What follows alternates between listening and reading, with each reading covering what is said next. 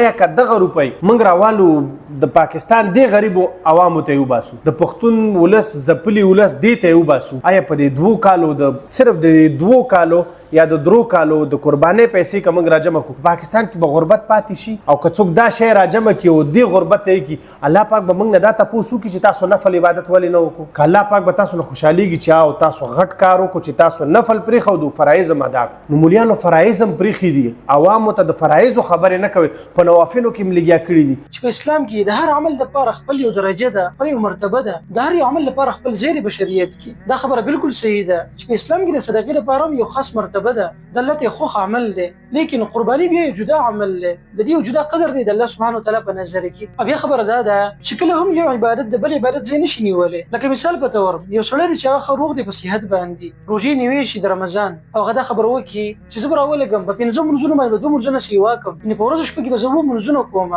د 2 منځونو به د رمضان په بدله کې کوم، ځکه چې روژه نیول هم یو عمل دی که نه، او مونځ کول هم یو عمل دی. نو زه به د روژې په ځای باندې مونځ زیاتي عمل شروع کوم. نو ستاسو څه خیال دی چې دې سړي نه به د روژې قبول شي؟ آیا د دې سړي نه به د مونځ قبول شي؟ داسې چېرته هم نه ده ملګرو. د هغې وجه دا ده چې د هر عبادت دپاره خپل یو ځای دی، خپله مرتبه ده. د روژې په ځای باندې که ته چېرته 100 مونځونه وکړي بیا چېرته هم ستا نه هغه روژه نشي ادا کېدی، او که ته چېرته د یو مونځ په بدله کې 100 روژې ونیسې بیا هم هغه مونځ ستا نه چېرته هم نه ساقطېږي. نو دغه شان خبره د قربانۍ د ملګرو، کوم سړی چې وس او طاقت لري د قربانۍ کولو وسعت د هغه وي هغه به قرباني کوي. د دې په ځای باندې که هغه چې د صدقه وکړي پیسې ورکړي نو په دې سره د هغه نه قرباني نه ساقطېږي. بله خبره چې محتاجو خلکو له پیسې ورکول د غربت علاج نه دی، پکار ده چې خلک په دې خبره باندې ځان پوه کړي. د غربت د ختمېدو لپاره علاج دا دی چې ته یو غریب سړي ته یو مهارت وښیې، هغه ته د کاروبار زمینه برابره کړي، یو فن ته ور وړاندې کړي، د غربت علاج دی. ځکه چې یو ورځ د خپل کور نه بهر ته راوځي په خلکو باندې په کروړو پیسې تقسیم کړي، ستاسو څه خیال دی په دغه کلي کې به سبا ورځې فقر ختم شي؟ نه، داسې نشي کېدی. دا خبره صحیح ده چې په دغه پیسو سره به دغه غریب سړي ته یو څو ورځې رزق میلاو شي په اسانۍ سره، لیکن درېیمه څلورمه ورځ باندې به هغه بیا محتاج وي،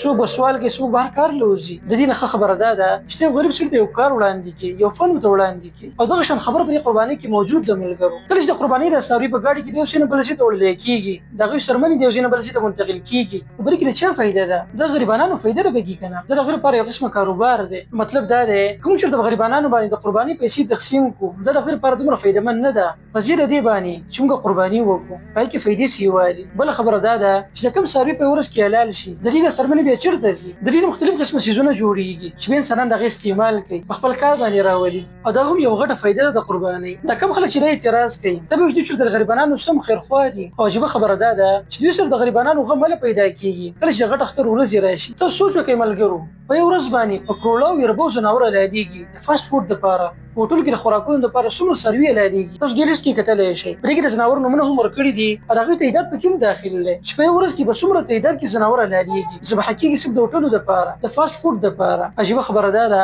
چې دا خلک په دوی باندې اعتراضونه نه کوي، دوی که اعتراض کوي نو هغه صرف او صرف په قربانۍ باندې کوي، او دا عجیبه خبره ده، د سوچ خبره ده. بله خبره دا ده چې قربانۍ د غوښه په غریبانانو باندې تقسیمیږي. د غریبانانو هغه طبقه کوم چې په ثابت کال کې د غوښې د اخیستلو طاقت نه لري په دې ورځ باندې هغوی ته هم غوښه میلاویږي. په دغه ورځ باندې که مالدار سړی دی او که غریب دی خو د هغه په کور کې خامخا دغه غوښه پخېږي. دا څومره لوی نعمت دی. د دې نه بله نوره غټه فایده کېدلی شي چې سړي ته مال هم میلاو شي او صحت هم میلاو شي. د دې نه بله غټه فایده چېرته شته؟ او دا هر څه حاصلېږي د قربانۍ نه.